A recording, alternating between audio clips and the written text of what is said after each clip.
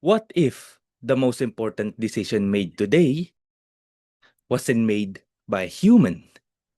That question used to sound like science fiction. Today, it is a board level conversation happening inside companies in every industry on every continent. Because right now, across hospitals, banks, logistic networks, and software companies, AI systems are perceiving situations, forming plans, and taking action on their own. Not next year, not in some hypothetical future, now. In 2024, 78% of organizations reported using AI in at least one business function. The year before, 55%. The year before that, it barely existed as a business tool. That is not a trend, that is a rupture.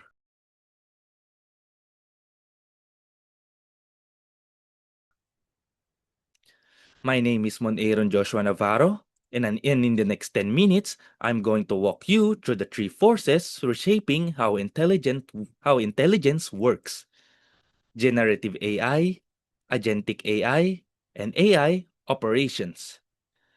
But I want to start with a warning.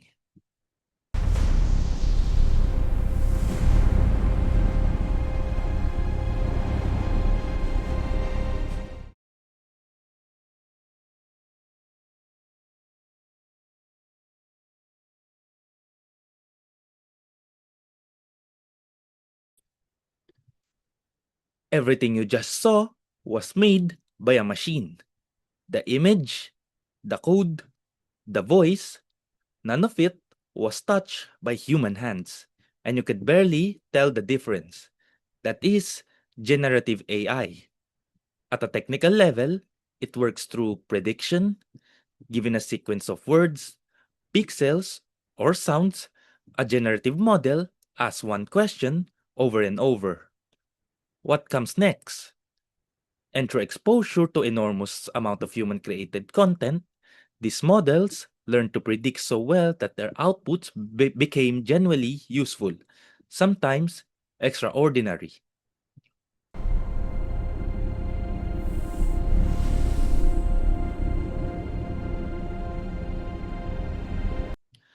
By 2024, 71% of organizations were using generative AI regularly. Text generation, image synthesis, code assistance, audio production, and increasingly reasoning. Here is where it gets genuinely strange.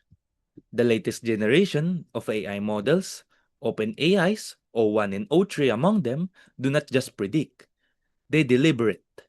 They use what researchers call inference time compute rather than producing an answer immediately. The model iterates, it checks itself, it reasons through the problem step by step before committing to a response. We went from autocomplete to something that thinks before it speaks. But here, it's what the press releases leave out. Generative models hallucinate. They produce confident, fluent, completely fabricated information, and they do it without warning. They carry the biases of the data they were trained on, including racial and gender bias, even in models explicitly designed to be neutral. And training them is not free. The Llama 3.140BB model emitted nearly 9,000 metric tons of carbon dioxide during its training run. That is roughly equivalent to the annual emissions of 2,000 cars.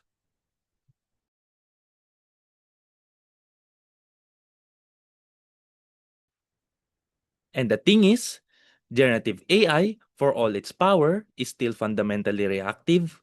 You prompt it, it responds. You ask, it answers.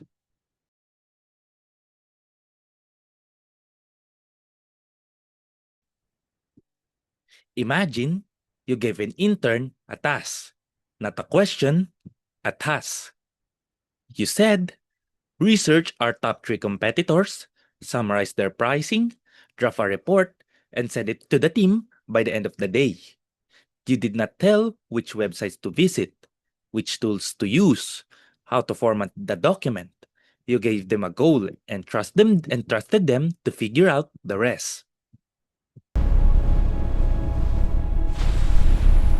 An AI agent is a semi or fully autonomous system that perceives its environment, reasons about what needs to be done, forms a plan, executes it, and then reflects on the outcome to decide what to do next. It can browse the web, execute code, manage files, call external APIs, interact with software, send communication, all as part of pursuing a single assigned objective. And increasingly, it doesn't work alone. Multi-agent systems are networks of specialized AI agents that coordinate, delegate, and check each other's work. One agent plans, another executes, a third reviews. Together, they can tackle problems of a complexity that no single model could handle. The scale of what this unlocks is genuinely difficult to overstate. Complex workflows that once required teams of people can now be driven largely by machines operating in concert.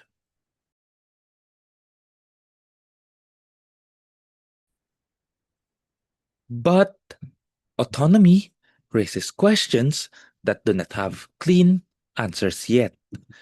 When an AI agent makes a consequential mistake, who is responsible? The developer? The company that deployed it? The engineer who assigned the task? How do we maintain meaningful human oversight over systems specifically designed to operate without constant human oversight? Right now, globally, 55% of people say they believe AI will benefit the world more than it harms it. But that optimism is deeply uneven. In China and Indonesia, it runs very high. In the United States and Canada, the public is considerably more skeptical.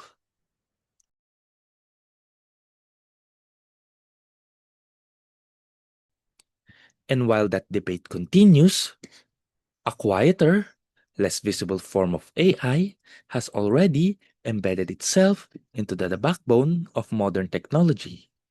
You have never seen it, but you depend on it every day. The last time and uploaded in under a second, there was a reason it did. Behind every transaction, every stream, every search query, there is infrastructure. Thousands of servers, complex networks, databases handling millions of simultaneous requests, all running, all the time, all requiring constant monitoring, maintenance, and rapid response when something goes wrong. For decades, that job belonged entirely to human engineers. Now, AI is taking a significant share of it. AI operations, AI ops, is the fusion of artificial intelligence and machine learning with IT infrastructure management. It uses big data and natural language processing to monitor system health continuously, detect anomalies the moment they appear, automate routine workflows, and accelerate root cause analysis when incidents occur. The fundamental shift it represents is this: traditional IT operations wait for something to break and then respond. AI ops systems watch for what is about to break and intervene before it does. For the engineers who manage modern cloud infrastructure, site reliability engineers, the impact is transformative. Incident response time compress, cloud resource allocation becomes more efficient, system resilience improves end to end. But deploying AI ops is not effortless. Organizations face real friction, poor data quality that degrades the model's accuracy, a shortage of engineers who understand both AI and infrastructure deeply, and the substantial organizational work of integrating AI into workflows that have operated the same way for years.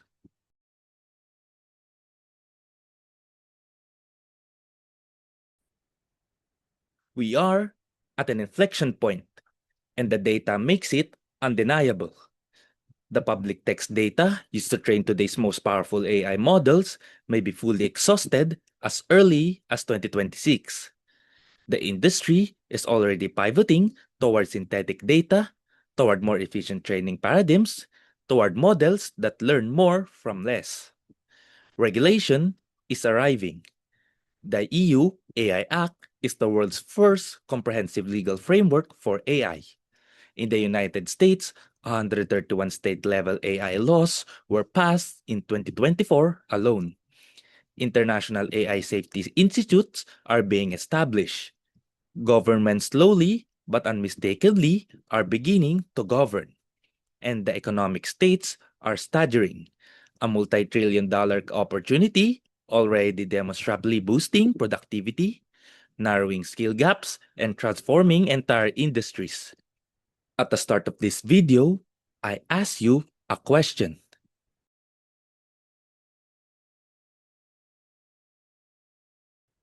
Here is the honest answer that is already happening in hospitals.